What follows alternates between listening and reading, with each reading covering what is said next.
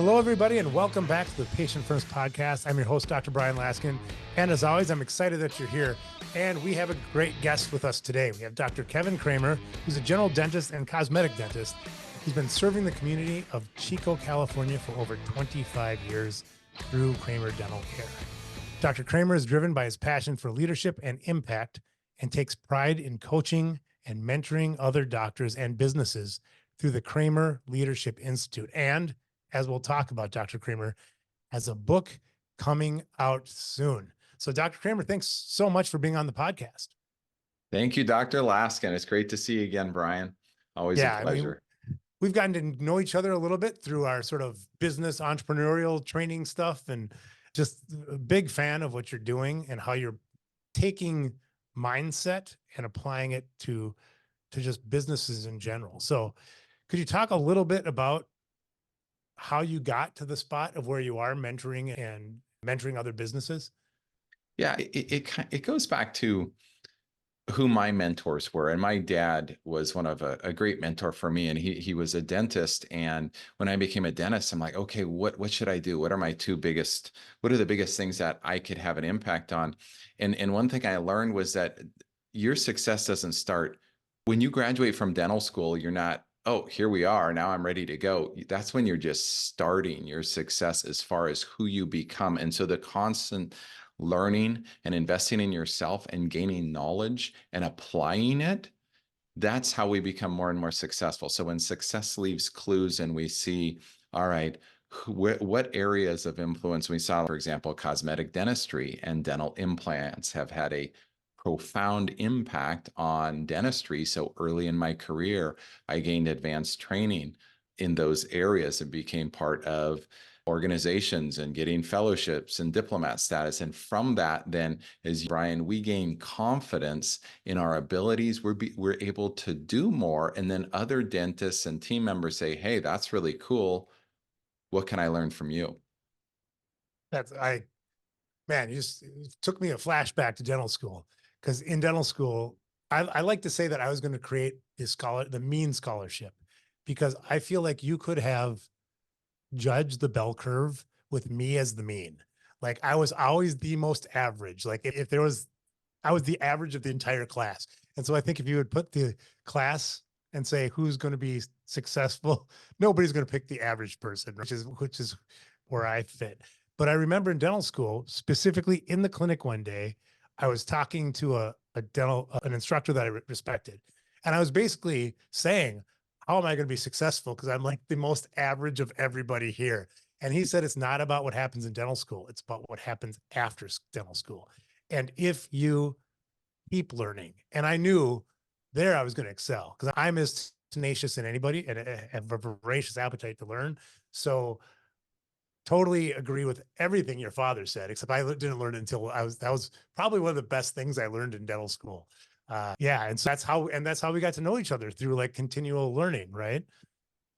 Absolutely. And so that's such a huge component to our success in life. They'll say sometimes I've met some docs. So I've been a dentist for over 25 years, and they'll say, oh, that person has 1 year of experience 25 times over, or you have actually 25 years of experience. And some of the dentists that I've seen burn out or get in a rut is because they're not constantly improving, they're not constantly growing, they're not reinventing themselves. And so over my career, I used to do a ton of cosmetic dentistry. And then as my company grew, as other docs and offices in the area say, hey, I want you to help. I want you to take over ownership, and I can just focus on the dentistry. Then I got into the implant field more and more. And now I do primarily all on X or full mouth implant surgeries as the component in my company of dentists. And as that's evolved and we've gone into, okay, how can we have a greater impact? How can we help more people? Then we've started communicating with other doctors and coaching people outside the area, because when we get to a stage in our career where we develop some knowledge sets and then we're aligning with successful business people and entrepreneurs from other industries that give us different insights, then we want to help people with those insights, because that's what I talk about in the book, is so much of this starts with our mindset. and our belief systems. And if we have a mindset of always like looking at someone, oh, that doc down the street, oh, I can't believe they're doing that. They must be doing something wrong or this or that, rather than, wow, that's really cool. What could I learn from them? How could we collaborate rather than being in competition? And so the more we change that mindset and those belief systems, the more we can determine what we do in life, the action steps we take, which results in the level of abundance and success we have, not only in dentistry, but in all of life, in our personal health and our relationships and in everything we do. It starts with our mindset. I couldn't agree more.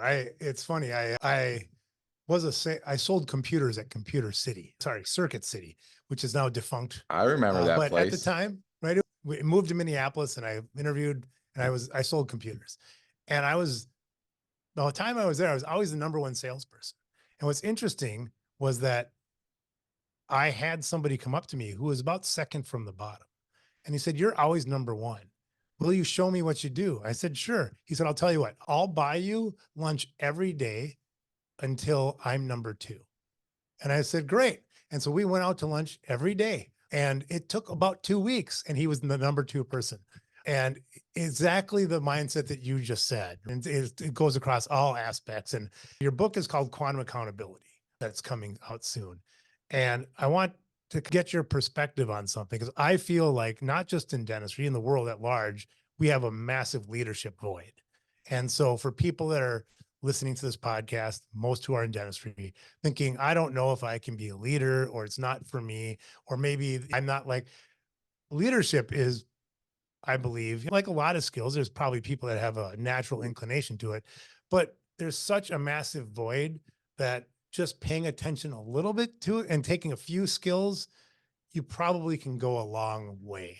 So reading a book like Quantum Accountability, you'll probably take a couple nuggets that I would guess will leapfrog you to pretty far ahead of 90% of of any profession, let alone dentistry.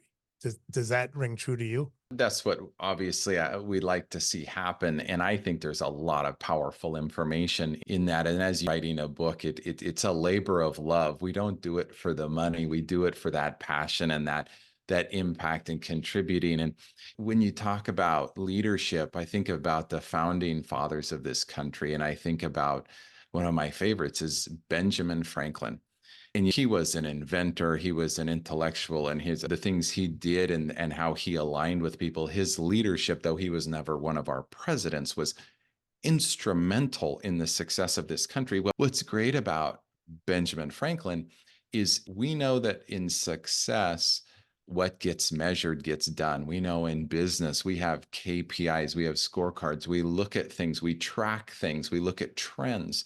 You can do that on non-business things too. So he had this concept of a virtues tracker. And I talk about this in the book where he took his virtues that were most important to him and he had a little scorecard in a notebook and he would track on a daily basis. Am I aligning with what I've defined as are important virtues to me?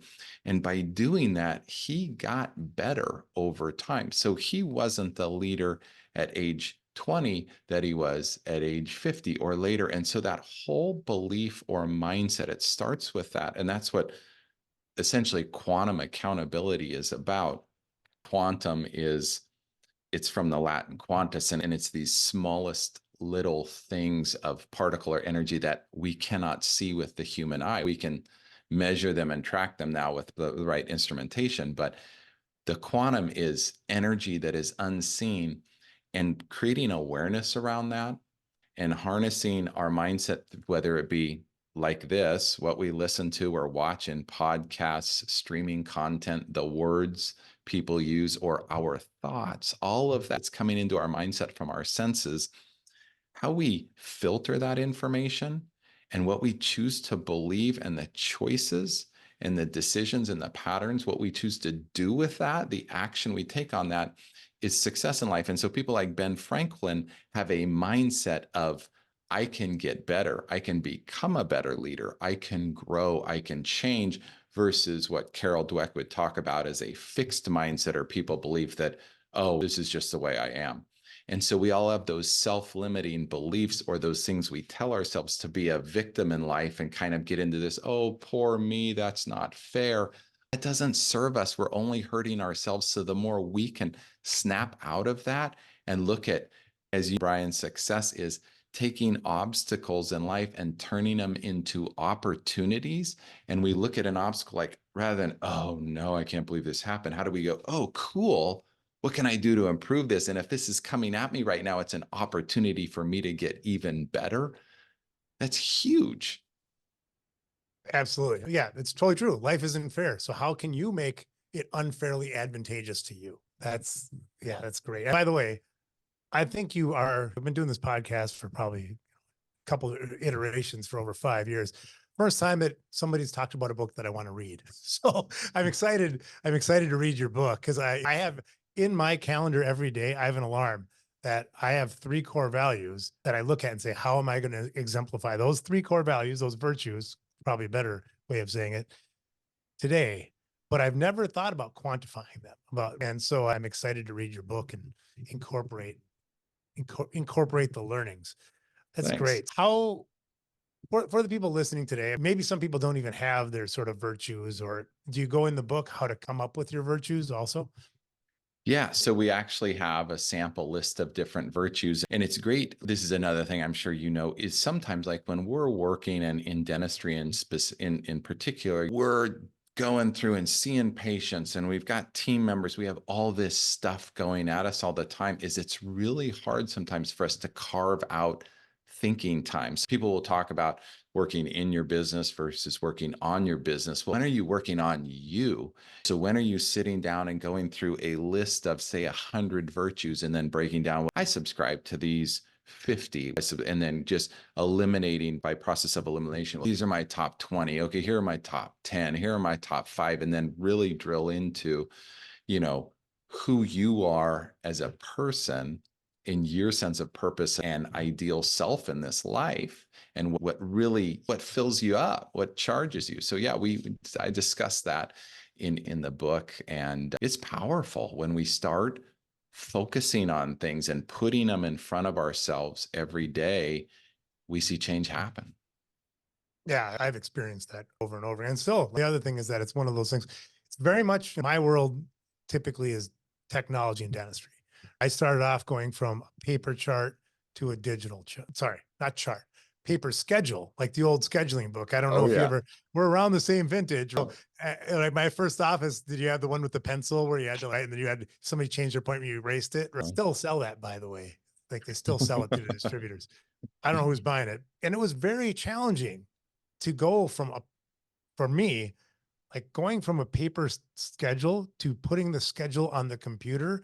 I was like freaked out. How I can't like turn the page to see what it's like. It sounds silly when you've made the transition, but at the time it was extraordinarily successful. The only thing I had going for me was that I knew nothing about what I was doing because I was just bought my first practice. So I hired a consultant who told me that I had to put my schedule on the computer.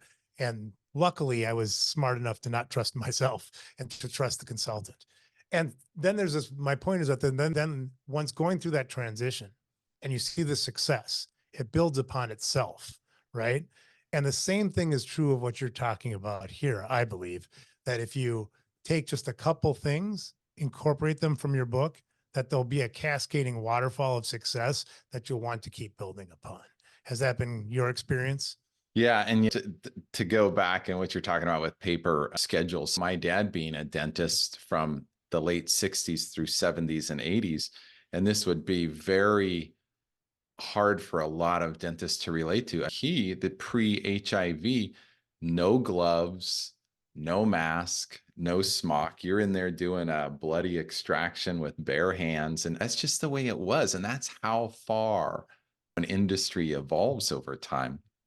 But if we have that mindset of we're constantly open rather than fixed or closed, and that mindset of growth or abundance, we feed ourselves information. We choose what we're going to listen to. So it's so the challenge, Bryan, and you're an entrepreneur and you're constantly, very innovative and brilliant about looking at opportunities and the ways to make the world better, primarily through dentistry. The challenge is for people today, there's so much information.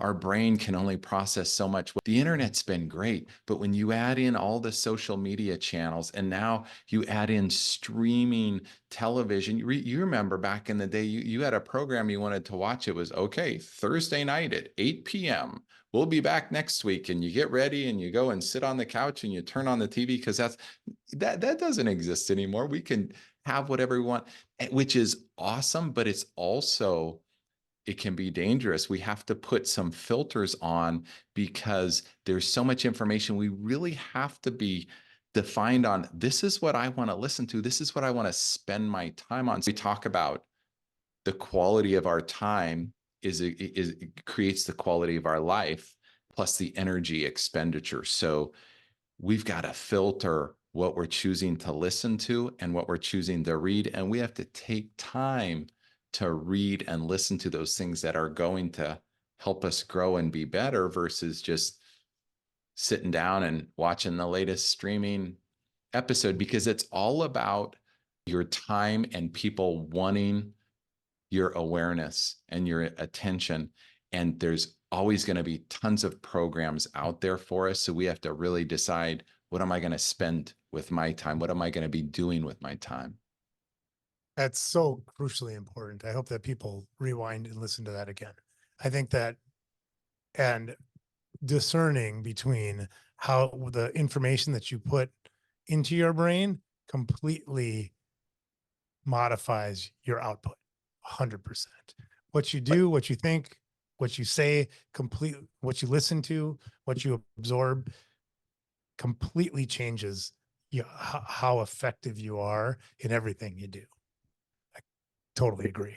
Yeah. Have you ever, and we all like to have fun and be entertained. There's nothing wrong with that. It's just making sure that you're also continuing to grow and fill yourself up. But have you ever watched a horror movie and like afterwards you're like freaked out in the dark and you're afraid something's going to jump out of the corner, because we filled our mind up with that. And then it takes some time to dissipate and then tell ourselves, okay, that's not real. That's not going to happen. So we have to be careful, because sometimes our mind craves that drama. And so we got to stop and go, wait a second, what am I really feeding myself? And who am I becoming from all of this information?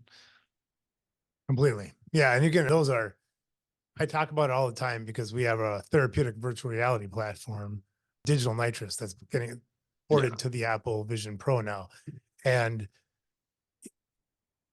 if you experience a horror game in VR, there's nothing freakier that I've experienced.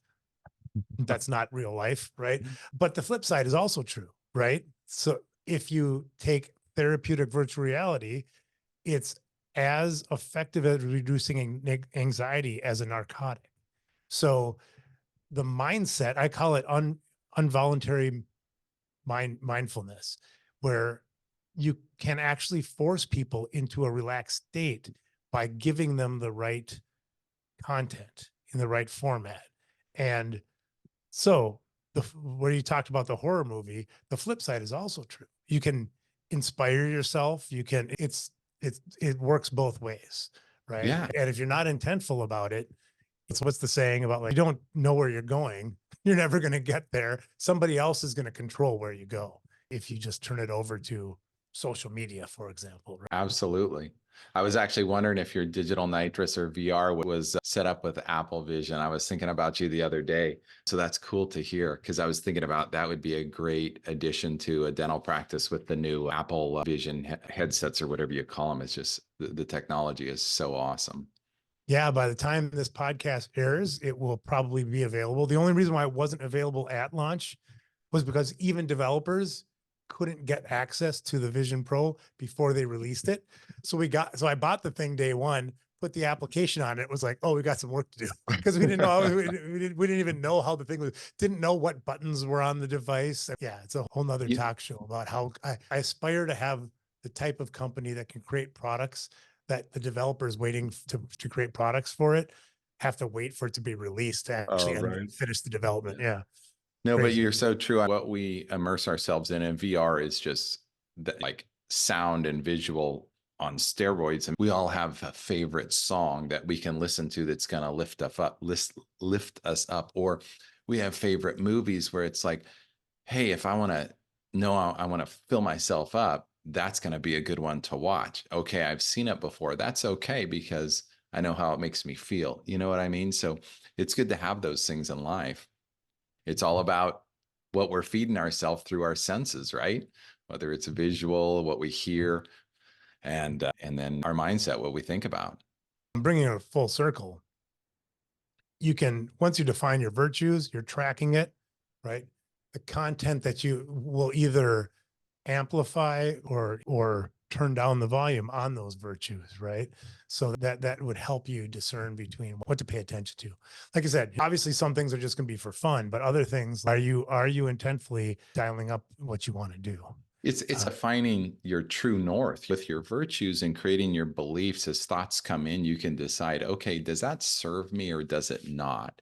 Me hanging out with that person, does that serve me or does it serve me not? And so you build your reality or your life based upon knowing your virtues. And from that, you decide what you want to believe. And then you can know you're going in the direction that you want to go, because we're all different, unique people. And we all have that direction, that thing that fills us up, that sense of purpose or passion. So it's important to know that and continue working towards that. Yeah. And I think, there's a lot of speakers that talk about core values, but I love the idea of what you're doing in your book is giving people direction, like actionable tips on how to do that, and then how to leverage it. Once you come up with those virtues, how do you increase your expression of those virtues in your daily life? I think that's, and in the context of becoming a better leader. The book is called The Quantum Accountability. Where can people go to learn more? My website is my name. It's kevinkremer.com. It's KEVINKREMER.com, and then /book. And there's a landing page where they can request being notified when it's available or put in for pre-order. And so that's a good place for everybody to go. kevinkremer.com /book. We'll put a link around this podcast for people to just click on the link and go get your copy. Dr. Kremer, thank you so much for being on the podcast. I can't wait to read your book. Thank you, Dr. Laskin. Always a pleasure. Great to see you again.